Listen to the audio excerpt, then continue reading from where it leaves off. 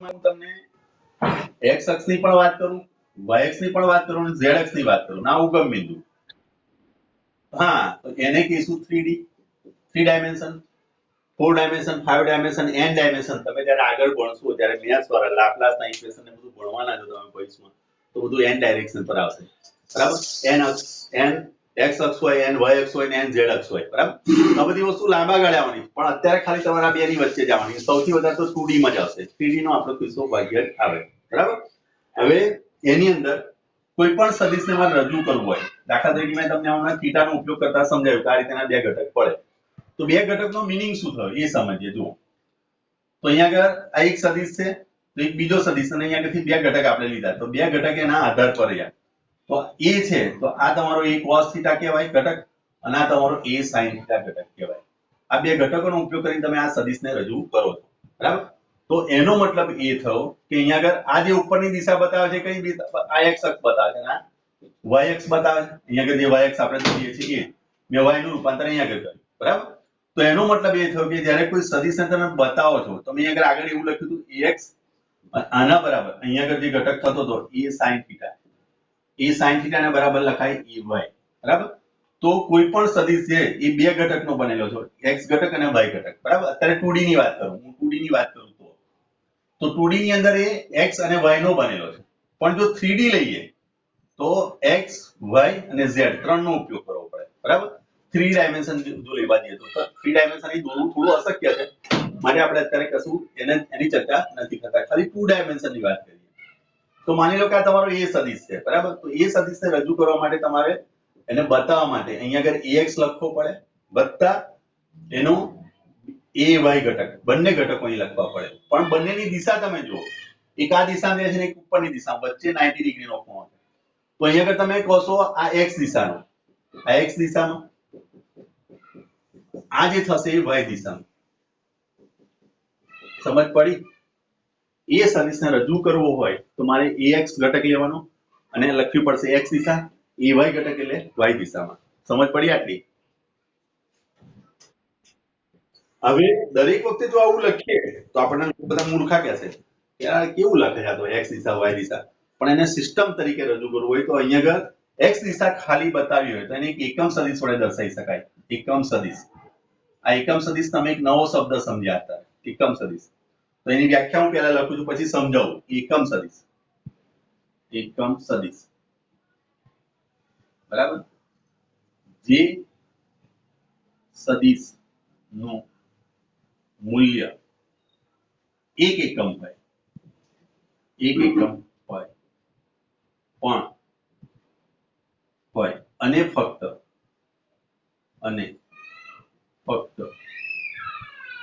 દિશા જ દર્શાવે તેને એકમ સદિશ કહે છે. એકમનો મીટર મીનિંગ થાય 1 મીટર પણ થાય, 1 સેન્ટીમીટર થાય, એક વસ્તુ આવે. બરાબર? અને એને આપણે લખીએ છીએ i કેરેટ થી લખી શકાય, અથવા તો તમે એને n કેપ થી પણ આ કેપ અથવા તો કેરેટ, આ ઉપર જે લખ્યું છે એને કેપ કહેવાય, કેપ અથવા તો એને કહેવાય આ જે નિશાની છે એને કેરેટ પણ કહેવાય, કેરેટ. ક્લિયર? તો મોટા ભાગે આપણે n કેપ i કેપ એવું શબ્દ વાપરીશું. તો i કેપ અથવા તો n કેપ જ્યાં લખ્યો હોય, અથવા તો j કેપ આવે, આ x દિશા માટે આવે છે, આ y દિશા માટે આવે છે અને z દિશા માટે k આવે છે. આ ત્રણ એકમ સદિશ છે. x દિશા માટે i કેરેટ લખાય, y દિશા માટે j અને z દિશા માટે k કેરેટ લખાય. એટલે જ્યારે મારે x ની ખાલી દિશા દર્શાવી હોય તો હું i કેરેટ નો ઉપયોગ કરું, y માં ખાલી મારે દિશા બતાવી તો ખાલી હું j નો ઉપયોગ કરું.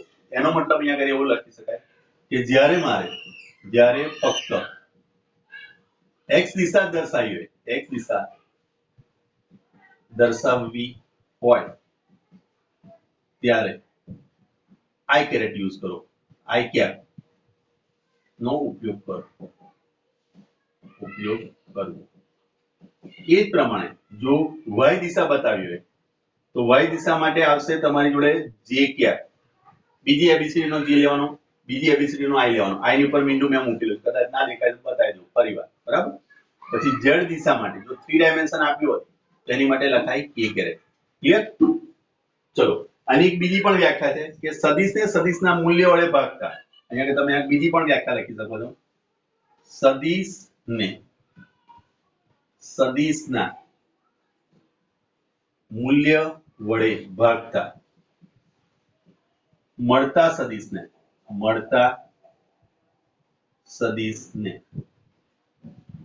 એકમ સદિશ કહે છે. દાખલા તરીકે એ આઈ કેરેટ, બરાબર? એ આઈ કેરેટ નો મતલબ શું થયો? એ કઈ દિશામાં જઈ રહ્યો છે? એ આઈ કેરેટ નો મીનિંગ થાય કે આ એક્સ દિશામાં જઈ રહ્યો છે. આ એક્સ દિશામાં એ આ જઈ રહ્યો છે એનો મતલબ, બરાબર? હવે એનું મૂલ્ય આ એ આઈ કેરેટ થયું, બરાબર? તો સદિશ એ કે તમારો એક્સ દિશામાં જઈ રહ્યો છે. હવે સદિશના મૂલ્ય વડે ત્યાં આગળ એ સદિશ તમે લખ્યો અને એના મૂલ્ય વડે ભાગીએ આપણે. એના મૂલ્ય વડે ભાગીએ મૂલ્ય. તો એ સદિશ બરાબર શું લખાય? એ સદિશ નું મૂલ્ય અને એની દિશા, આ દિશા બતાવે છે અને એનું મૂલ્ય બતાવે છે આગળનું. તો છેદમાં પાછું એનું મૂલ્ય છે. મૂલ્ય બરાબર શું છે? એ છે. એ કટ થઈ ગયો તો રહ્યો ખાલી આઈ કેરેટ. સમજ પડ્યા? જો કોઈ તમને 30 આઈ કેરેટ, તો 30 મૂલ્યનો સદિશ આઈ દિશામાં એટલે કે એક્સ દિશામાં જઈ રહ્યો છે, એને એના મૂલ્ય વડે જ ભાગી નાખો તો આ કટ થઈ જાય તો આઈ કેરેટ. દાખલા તરીકે 40 જે કેરેટ અને એને 40 વડે જ ભાગો. સદિશને સદિશના મૂલ્ય વડે ભાગતા મળતા સદિશને એકમ સદિશ કહેવાય. એક આ વ્યાખ્યા થઈ ગઈ અને એક આ વ્યાખ્યા કે જેનું મૂલ્ય 1 એકમ હોય અને ફક્ત દિશા દર્શાવે એને એકમ સદિશ કહેવાય. આટલું ક્લિયર થઈ ગયું માઇન્ડમાં? ઓકે, તો હવે એની રજૂઆત જોઈ લઈએ. એની રજૂઆત સદિશને કેવી રીતે રજૂ કરી શકાય છે એની માટે આ બધું કમ્પ્લીટ ધ્યાન રાખજો. તો એક્સ દિશાનો કે દિશામાં બતાવીએ તો અહીંયા આગળ લખાય ખાલી આઈ કેરેટ, અહીં લખાય ખાલી જે કેરેટ. તો મારે સદિશ બતાવવા માટે જુઓ એ બરાબર એ એક્સ આઈ કેરેટ લખાય પ્લસ એ વાય જે કેરેટ. ક્લિયર? સમજ પડી ગઈ?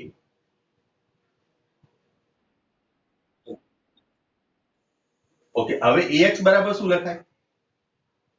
a cos theta. ay બરાબર શું લખાય? a sin theta. એટલે તમે આમ પણ લખી શકો છો a cos theta i caret plus a sin theta j caret. આ રીતે પણ તમે લખી શકો. ક્લિયર? ઓકે, કોઈ કન્ફ્યુઝન આમાં? ઓકે, જો હવે આનું મૂલ્ય લાવવું છે તો મૂલ્ય લાવવા માટે હવે અહીં જુઓ, અહીં ધ્યાનથી જોઈ લો. આનું મૂલ્ય મારે લાવવું હોય તો અહીંયા આગળ જો જે સદિશ અહીંયા આગળ હતો આ સદિશને આપણે આ રીતે રજૂ કરી રહ્યા છે. માની લો આ રીતે આ x અક્ષ છે, આ y અક્ષ છે, બરાબર? આ સદિશ આપણો a છે. આ સદિશ a, બરાબર? ચલો, તો એના બે ઘટક પડશે. તો આ પહેલો ઘટક મેં લખ્યું આગળ ax બરાબર લખાય a cos થીટા. આ બાજુનો એને આ બાજુની તરફ એ જે થયો એ કયો ઘટક થયો? a sin theta. હવે a sin થીટા નો સદિશનું મૂલ્ય હું આ બાજુ લેવું, બરાબર? ક્લિયર? એવું શા માટે કરી એ પણ હું તમને સમજાવું છું. હેડ એન્ડ ટેલ ની રીત છે.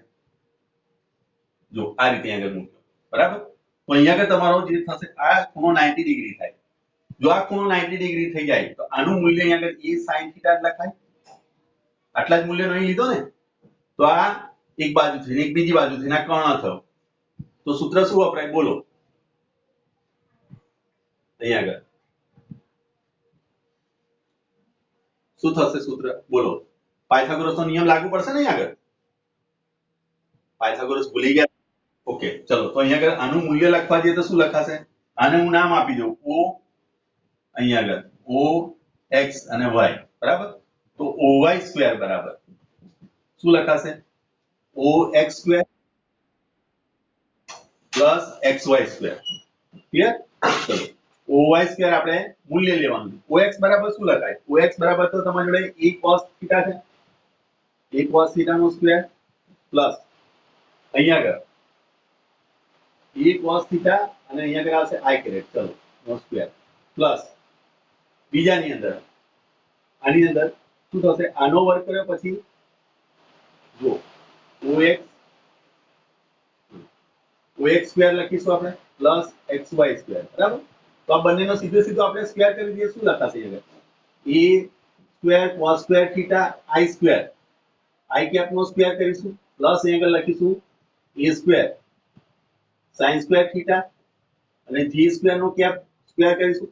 પણ આ તો બંનેના મૂલ્ય શું છે? એકમ સદિશ છે. એકમ સદિશ એટલે જેનું મૂલ્ય 1 હોય તો એકનો વર્ગ કરીએ એટલે એક જ રહેવાનો છે, આ પણ એક જ રહેશે. આ બંનેમાંથી તમે કોમન કાઢી લો a સ્ક્વેર કોમન કાઢો તો અંદર શું રહેશે cos square theta plus sin square theta, અને cos square theta plus sin square theta that means શું છે તો 0 છે, સોરી 1 છે. તો એનો મતલબ થયો તમારી જોડે a સ્ક્વેર, oy સ્ક્વેર બરાબર તમારી જોડે a સ્ક્વેર આવે. બંનેનું રૂટ લઈ લો એટલે a બરાબર તમારી જોડે oy બરાબર એ આવી ગયો જવાબ મૂલ્ય. સમજ પડી? તો આ બીજું કશું નહીં પણ પાયથાગોરસ છે, બરાબર? પાયથાગોરસનો સિદ્ધાંત જ છે, પણ એને તમે સદિશની સ્વરૂપે રજૂ કર્યું, i કેરેટ j કેરેટ માં રજૂ કર્યું, બરાબર? આનો એક નિયમ પણ આવે છે, એ નિયમ પણ હું તમને ચલાવું છું. પહેલા આટલી વસ્તુ ક્લિયર થઈ ગઈ? હેલો હેલો ઓકે ચાલો.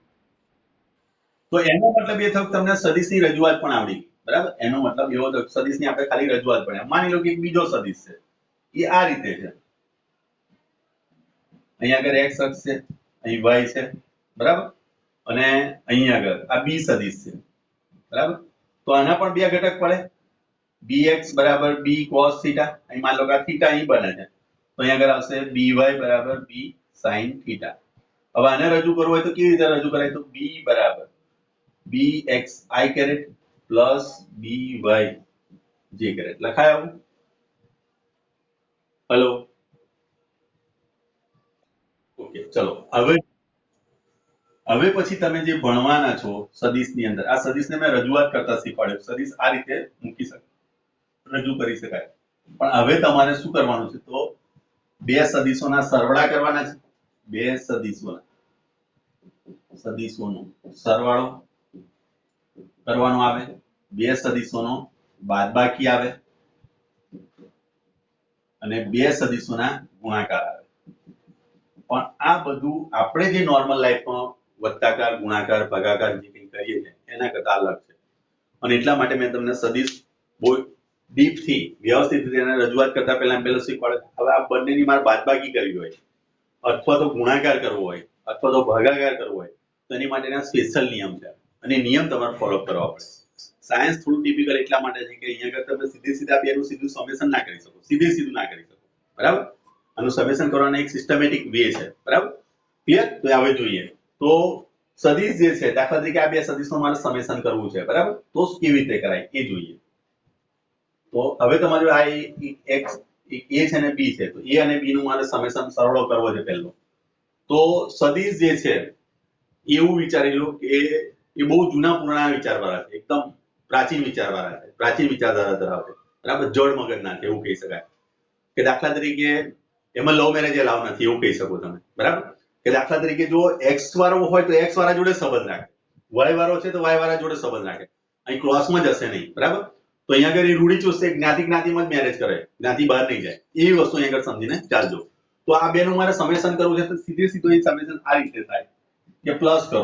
હવે અહીંયા આગળ જો આ bx આની જોડે કદી સંબંધ ના રાખે, આ by આની જોડે x જોડે સંબંધ ના રાખે, એ x વાળા જોડે તમારે લેવાના. તો અહીંયા આગળ તમે જુઓ a plus b, મેં અહીંયા આગળ લખ્યું આ બાજુ, આ બેનું સમેશન કરીએ a plus b બરાબર. મેં શું શીખવાડ્યું કે x વાળું પદ x વાળા જોડે જાય, y વાળું પદ y વાળા જોડે જાય. ક્લિયર? તો આ બેનું સમેશન કરવાનું ax i caret plus bx i caret plus, હવે આ બેનું સમેશન ના થાય, ધ્યાન રાખજો. હવે આ સીધું જ કરવાનું, તો અહીંયા આગળ લખશો તમે ay પ્લસ by, બરાબર? j કેરેટ અને આ પણ j કેરેટ, આ બંને જો i કેરેટ કોમન છે, અહીં j કેરેટ કોમન છે, તો આને લખશો તમે ax પ્લસ bx, બરાબર? i caret plus ay plus by j caret. Clear? અને આ લખાય a પ્લસ b. ક્લિયર? આ a પ્લસ b થયો એને કહેવાય પરિણામી સદિશ. આ જે થયો એ પરિણામી સદિશ કહેવાય, પરિણામી સદિશ. અને પરિણામી સદિશ જે છે એને ઇંગ્લિશમાં કહેવાય રિઝલ્ટન્ટ, અને રિઝલ્ટન્ટનો પહેલો શબ્દ આવે છે r, માટે આને આપણે લખીએ છીએ r સદિશ. એટલે જ્યાં a પ્લસ b હોય ત્યાં હું સીધું લખીશ r સદિશ. તો આપણું સમીકરણ હવે શું બનશે? r સદિશ ઇઝ ઇક્વલ ટુ, બરાબર? r સદિશ બરાબર શું લખાશે અહીંયા આગળ? r સદિશ બરાબર ax plus bx i caret plus આના બરાબર શું લખાશે? ay plus by j caret. હવે જો આ r ના ફોર્મમાં આવ્યું એટલે હું આને દરેકને આ રીતે રજૂ કરી શકું. r ઇઝ ઇક્વલ ટુ આ જે છે એને હું ડાયરેક્ટ લખી શકું rx i caret plus ry j caret. ચલો આટલી સમજ પડી આ સૂત્ર મેં તારવ્યું એમાં સરવાળા એકદમ સિમ્પલ વસ્તુ છે સિમ્પલ વસ્તુ એટલી યાદ રાખજો કે સદીશો કદી પણ લવ મેરેજ ના કરે એક્સ વાળો એક્સ વાળા જોડે જાય ને વાય વાળો વાય વાળા જોડે જાય સરવાળાની વાત માટે હો ધ્યાન રાખજો એટલે સમાજ એનો એકનો એક જ રહે બીજો કોઈ સમાજમાં જશે નહીં હવે એ જ વસ્તુ અહીં તમારે મને આ વસ્તુ દાખલાના સ્વરૂપમાં આપણને કેવી રીતે પડે આ થિયરી થઈ દાખલા તરીકે તમને એક સદીશ આપ્યો છે એ 3i caret plus 4j caret બરાબર અને એક બી સદીશ તમને આપ્યો છે 5i caret plus 8j caret બરાબર હવે તમને એવું પૂછે છે કે a પ્લસ b શોધો તો સિમ્પલ વસ્તુ થઈ ગઈ શું કરાશે જુઓ આનો જવાબ બોલી શકશો તમે a પ્લસ b બરાબર r સદીશ બરાબર શું તો આ બેનું સમેશન કરવાનું કેટલા છે અહીંયા આગળ 3 ને 5 8 i caret plus 12 j caret clear hello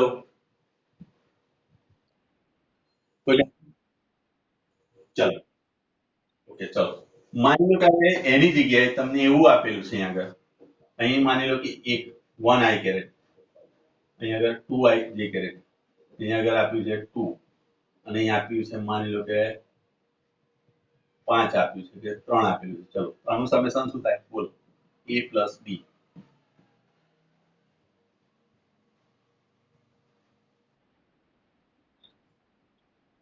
plus 5 j caret clear આ સદીશ તમારો જે આવી ગયો એને r સદીશ કહેવાય પરિણામી સદીશ હું મેળવ્યો આપણે બરાબર ક્લિયર ચલો હવે આનું જો કદાચ તમને એમ કે આનું મૂલ્ય તારો તો મૂલ્ય માટે તમારે શું કરવું પડશે જે સદીશ હોય એનું મૂલ્ય દાખલા તરીકે આવી પણ લખાય a પ્લસ b આ રીતે માનાંક લઈ લેવાય માનાંક લીધો અને માનાંક બરાબર જ્યારે લખવાનું આવે તો તમારે એક અંડરરૂટ ની નિશાની લેવાની શું લેવાનું અંડરરૂટ આ i કેરેટ ને j કેરેટ છે એટલે બંને વચ્ચે 90 અંશનો ખૂણો થાય આ બંને વચ્ચે કેટલા અંશનો ખૂણો થશે 90 ડિગ્રી કારણ કે i કેરેટ અહીંયા થશે અને આ j કેરેટ આ બાજુ આવે આ x અક્ષ બતાવે y અક્ષ બતાવે 90 ડિગ્રી ખૂણો થાય એવા સંજોગોની અંદર તમારે શું કરવાનું છે જ્યારે જ્યારે આવી પરિસ્થિતિ આવે તો i નો સહગુણક એનો વર્ગ લઈ લો i નો સહગુણક કોણ છે 3 નો વર્ગ પ્લસ g ના સહગુણક નો વર્ગ 5 નો વર્ગ એટલે આ શું થશે 9 વત્તા 25 9 વત્તા 25 કરશો એટલે કેટલા આવશે અહીંયા આગળ 5 એટલે 34 અંડરરૂટ 34 એકમ આનો જવાબ આવ્યો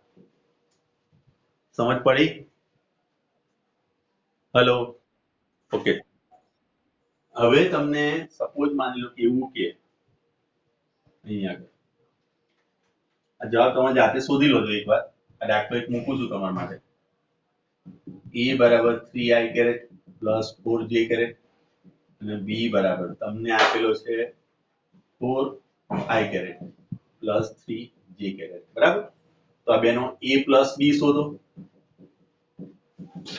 વત્તા a પ્લસ b નો માનાંક શોધો અને તમને એવું કે આ બંને વચ્ચેનો થીટા શોધો તો થીટા આપણે શોધીએ એટલે તમને ચલો હું આ કરીને બતાવું એટલે તમને એક દાખલો તમને અંદાજ રહે ચલો a પ્લસ b શોધવો છે તો શું લખાશે a પ્લસ b એટલે r સદીશ થઈ ગયો r સદીશ બરાબર શું લખાશે 3 ને 4 7 7i કેરેટ 4 ને 3 7 7j કેરેટ ક્લિયર ચલો ધેરફોર r નો માનાંક એટલે કે a પ્લસ b નો માનાંક થયો મેં તમને માનાંક માટે મૂલ્ય માટે કીધું બંનેનું સહગુણક i નો સહગુણક ને j ના સહગુણક નો વર્ગ કરીને સરવાળો કરો બંનેનો આનો સહગુણક 49 પ્લસ 49 એટલે કેટલા 98 થયા તો આ તમારો જવાબ આવ્યો આટલો જવાબ આટલા એકમ પાછળ એકમ એવું લખજો ક્લિયર હવે તમને એવું પૂછવામાં આવે કે ભાઈ એનો થીટા બંને વચ્ચેનો ખૂણો કેટલો આ a છે અને આ દાખલા તરીકે b છે બંને વચ્ચેનો ખૂણો આ a છે અને આ b છે